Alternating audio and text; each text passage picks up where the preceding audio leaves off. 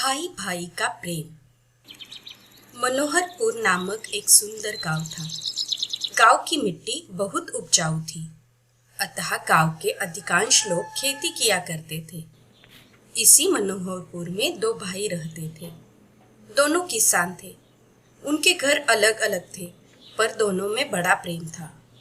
दोनों भाई हमेशा एक दूसरे की भलाई की बात सोचा करते थे। इस वर्ष पूरे गांव में फसल अच्छी हुई थी। कटाई हो चुकी थी। खलियान में सबके अनाज के ढेर लगे थे। एक दिन रात में बड़ा भाई लेटे लेटे सोचने लगा, मेरे दो बच्चे हैं, वे गृहस्थी में मेरी कुछ ना कुछ मदद करते ही हैं।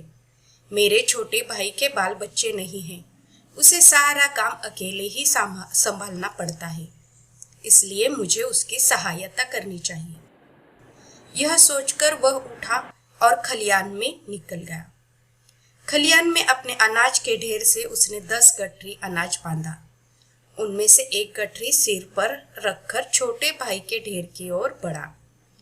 ठीक उसी समय छोटा भाई भी अपने घर में बैठा सोच रहा था, मैं जवान हूँ, जितना चाहे उतना काम कर सकता हूँ, जहाँ चाहूँ जा सकता हूँ। किसी कारणवश यदि खेती में फायदा नहीं हुआ तो कोई दूसरा काम कर लूंगा। मेरा खर्च कम है, लेकिन मेरे बड़े भैया तो बाल बच्चे वाले हैं। घर गृहस्थी के खर्च अधिक है, इसीलिए मुझे उनकी सहायता करनी चाहिए। वह भी उठा और खलियान में गया। खलियान में अपने अनाज के ढेर में से उसने भी 10 गठरी अनाज बांधा। उनमें से एक गठरी सिर पर उठाकर बड़े भाई के ढेर की ओर बढ़ा। अंधेरी रात थी, हाथ को हाथ भी दिखाई न देता था।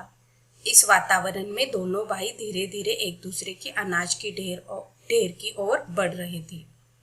अचानक वे एक दूसरे से टकरा गए। दोनों चौंक कर एक साथ बोले, कौन है? दोनों भाइयों ने एक दूसरे को देखा। उनके सर पर अनाज की गठरियां थी।